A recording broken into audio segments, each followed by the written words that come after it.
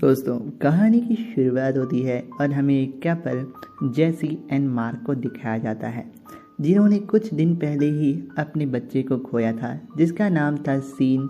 और पानी में डूबने के कारण इसकी मौत हो जाती है। इसकी मौत के बाद ये दोनों ही कपल डिप्रेशन में चले जाते हैं और इनका डॉक्टर ने सलाह देता है कि शायद तुम दोनों को एक बेबी अडॉप्ट कर लेना चाहिए, तो तुम लोग का डिप्रेशन कम हो सकता है। इसके बाद ये लोग एक सोशल वर्कर नेटली से मिलने जाते हैं और वो उन्हें बताती हैं कि हाँ, हमारे पास एक अनाथ बच्चा है जिसका नाम है कोडी। उम्र है उसकी मात्र 3 साल और अगर आप लोग चाहें तो उसको अडेप्ट कर सकते हैं। उसकी माता जी का मौत कैंसर के कारण हो गया था और मैं चाहती हूँ कि अगर आप लोग उसके नए पेरेंट्स बन सकें तो उस बच्चे को एक नई लाइफ और आपको भी एक नई उम्मीद मिल सकेगी। इसके बाद दोस्तों, वो लोग उस कोडी नाम के छोटे से बच्चे को अडेप्ट कर लेते हैं। पहले दिन वो लोग उसे बहुत प्यार करते हैं और उसे स्कूल में भेजते हैं और उससे बहुत ज़्यादा लगाव हो जाता है।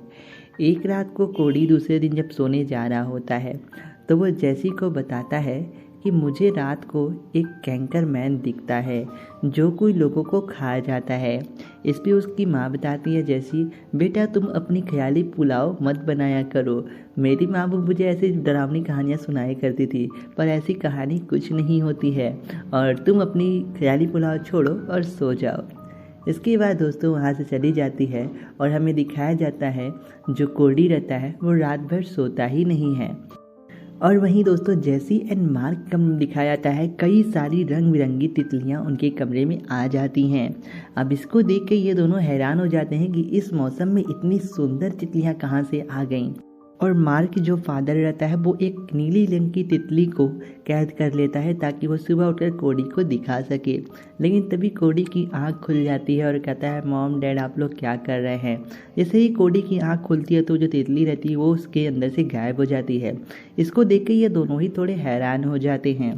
सुबह का टाइम दोस्तों स्कूल हमें दिखाया जाता है जहाँ पर कोडी गया होता है और वो पहले ही दिन अपनी एक नई फ्रेंड बनाया होता है जिसका नाम रहता है एनी, और एक बच्चा रहता है जो कि उसे बहुत परेशान कर रहा होता है।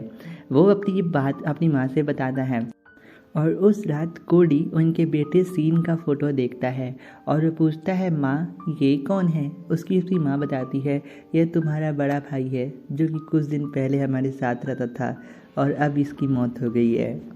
इसके बाद रात को वो बच्चा फिर से सोने चला जाता है। दोस्तों अब हमें रात का समय दिखाया जाता है जहाँ पर ये कपल्स के सामने फिर से कई सारी तितलियाँ आ जाती हैं और ये लोग इन तितलियों को देख के बहुत खुश हो जाते हैं कि तभी दोस्तों हमें दिखाया जाता है जो इनका मरा हुआ बेटा सीन रहता है वो उनके सामने आके खड़ा हो जाता है। अब अपने बिछड़े हुए बेटे को देखकर माँ बाप बहुत इमोशनल हो जाते हैं और उसे गले मिलते हैं कि तभी दोस्तों जैसे उसे गले मिलने जाते हैं कि तभी वहाँ पर कोडी आ जाता है और कोडी के आते ही सीन वहाँ से गायब हो जाता है। यहाँ पर बहुत कन्फ्यूज़न हो जाता है कि ये इनका सपना था या हकीकत, क्योंकि एक ही चीज़ दोनों लोग नहीं देख सकते। इसके बाद सुबह उठकर कोडी बताता है, पता है माँ, कल मेरे सपने में मेरा बड़ा भैया सीन आया था। अब इसके बाद यहाँ पर ये दोनों समझ जाते हैं कोडी के अंदर एक ऐसी पावर है जिससे वो अपने सपनों को रियलिटी में बदल सकता है। मतलब कि जब कोडी सोता है तो जो वो सपने देखता है वो रियल में लाइफ में हो रहा होता है और जब वो उठ जाता है तो वो रियलिटी मिट जाती है। अब यहाँ पे जैसी जब ये बात जानती है तो वो कहती है, इससे तो मुझे बहुत फ़ायदा होने वाला है और मैं अपने बेटे से एक बार फिर से मिल पाऊँगी। इसके बाद दोस्तों जो जेसी रहती है वो अपने बेटे कोडी को सीन का एक वीडियो दिखाती है जो कि इन्होंने रिकॉर्ड किया होता है क्रिसमस के दिन। अब जब यहाँ पे कोडी ये सारी बात देखता है तो उसके मन में सीन का बहुत अच्छा ख्याल आता है और जब वो रात को सोता है तो अगेन वो वही सपना देखता है और जब वो सपना देखता है तो वो सारा सपना इनके सामने हकीकत बन के आता है और ये अपने बेटे को एक बार फिर से देख पाते हैं। ये दोनों देख के बहुत खुश हो जाते हैं। लेकिन थोड़ी देर बाद मार्क कहता है कि तुम उस छोटे से बच्चे का गलत इस्तेमाल करना बंद करो। मानता हूँ कि हम अपने पहले बेटे से बहुत प्यार करते थे, लेकिन इसका मतलब ये नहीं कि हम उनकी शक्तियों का गलत इस्तेमाल कर रही हो तुम। यह बिल्कुल गलत है। और उस सीन की सारी फ़ोटोज़ को उतार देता है दीवार से ताकि यहाँ पे कोडी परेशान ना हो। कुछ दिनों बाद दोस्तों जब कोडी के सपने आना बंद हो जाते हैं तो उसकी माँ जाती है उसके रूम में तहकीकात करने। तो वो पाती है कोडी के रूम में एक ऐसी कैप्सूल पड़ी रहती है जिसको खाने से नींद नहीं आती।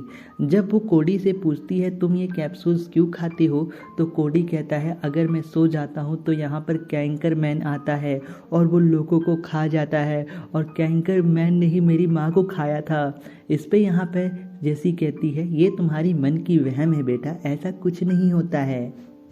इसके बाद दूसरे दिन जो उसकी माँ रहती है वो डॉक्टर से मिलने जाती है और कहती है मेरे बेटे को नींद नहीं आ रही है, तो प्लीज़ कोई आप ऐसी नींद दवा दे दो ताकि उसे एक अच्छी नींद आ सके। डॉक्टर उसके लिए दवा लिख देता है।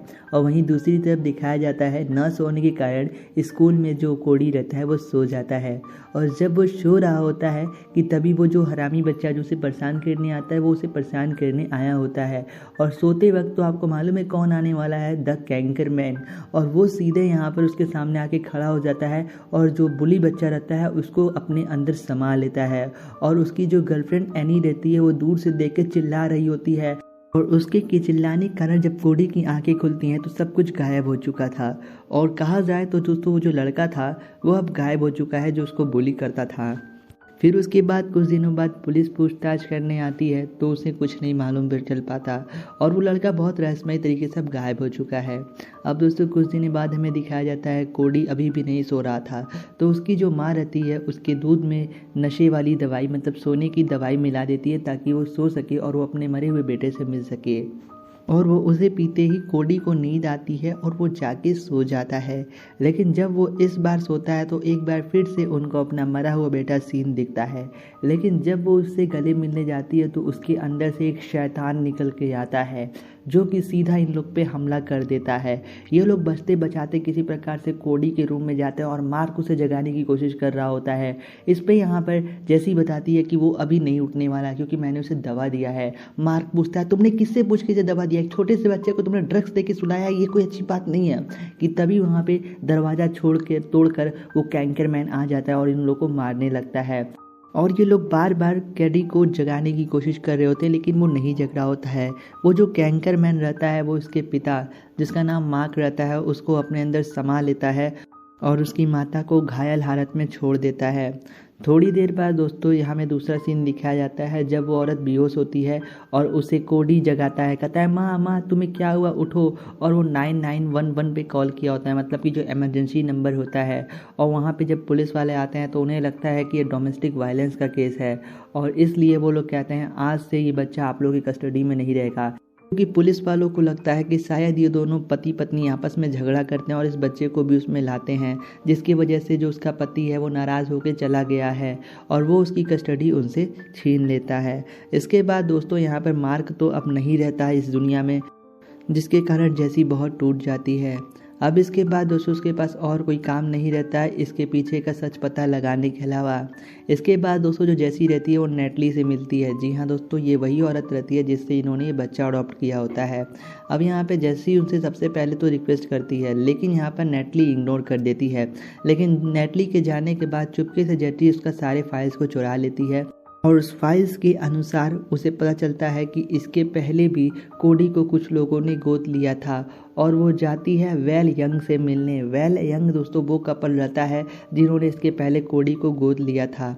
और ये भी बताता है कि वेल यंग की जो पत्नी रहती है वो भी उसी प्रकार से मारी गई जैसे मार्क मारा गया है। कोडी के सपनों में दोस्तों कुछ ऐसी चीज़ें आती हैं जो कि हकीकत बन सकती है और जो कैंकर मैन रहता है वो सच में रियल रहता है। और जब भी कोडी सोता है तो वो आता है और लोगों को ख़त्म कर देता है। इसके बाद यहाँ पर जैसी पूछती है तो हम इसे रोक कैसे सकते हैं। वेलन कहता है इसका सिर्फ एक ही तरीका है, तुम इस बच्चे को ख़त्म कर दो, ये सारा किस्सा ख़त्म हो जाएगा।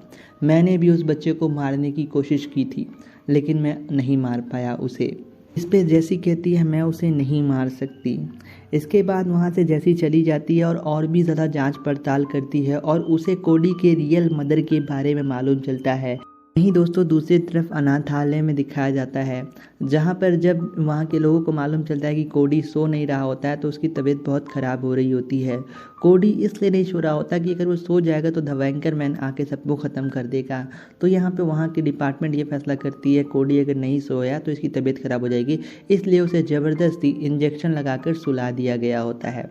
वहीं दोस्तों जैसी को दिखाया जाता है जब वो उसके रियल मदर के बारे में जानती है तो वो उनके ऑफिस में जाती है जहाँ पर उनके रियल मदर का सामान रखा गया होता है और वो उन्हें एक बॉक्स देते हैं जहाँ पर उसके रियल मदर की आखिरी निशानी होती है, जहाँ पर एक तितली के आकार का एक तकिया होता है और एक डायरी होता है। इसके बाद उस डायरी और तितली के आकार को तकिया को लेकर वो जाती है सीधे अनाथ आश्रम में। यहाँ पर अब कोडी सो चुका है और हमें दिखाया जाता है वहाँ पे जितने लोग हैं सबको दीवार में किसी ने बांध दिया होता है। इसके बाद से जैसी डरते डरते किसी प्रकार से यहाँ पर पहुँचती है कोडी के पास, लेकिन जब वो कोडी के पास जाती है तो वही द वेंकर मैन उसके ऊपर हमला कर देता है। लेकिन जब वो उसके ऊपर हमला करने जाता है तो द वेंकर मैन को वो वही तकिया दे देती है, जिसके कारण वो वही रुक जाता है। और फिर उसके बाद जैसी उससे गले मिलती है, जैसे ही वो उससे गले मिलती है तो जो द वेंकर मैन रहता है वो कोडी का रूप ले लेता है, मतलब कोडी की तरह हो जाता है। और फिर उसके बाद थोड़ी देर बाद वहाँ से वो गायब भी हो जाता है। इसके बाद जो जैसी रहती है वो कोडी को उठाती है और अपने हाथ में लेकर ले जा रही होती है उसको, क्योंकि वो बेहोश होता है। हालांकि जो वहाँ की वार्डन रहती है वो कहती है तुम इसे कहाँ ले जा रही हो। जैसी कहती है मैं इसकी माँ हूँ, मैं इसे कभी बुरा नहीं चाहूँगी। इसके बाद दोस्तों कुछ दिनों बाद का सीन दिखाया जाता है। अब यहाँ पे कोडी और जैसी ये दोनों अपनी माँ का किताब पढ़ रहे होते हैं जो कि इसकी रियल माँ रहती है, और हमें यहाँ इस कहानी का मेन प्लॉट समझ आता है। अब यहाँ पे जैसी बताती है कि कैंकर मैन का जैसा कोई चीज़ नहीं होता है। तुम्हारी माँ को कैंसर था और जब तुम 1 साल के थे तो तुमने अपनी माँ को मरते हुए हालत में देखा, जो कि बहुत ज़्यादा मतलब शरीर गल गया होता उनका, और उन्होंने तुमसे ये कहा था कि तुम्हारी माँ को कोई कैंसर खा गया है, कैंसर नाम की बीमारी खा गई है।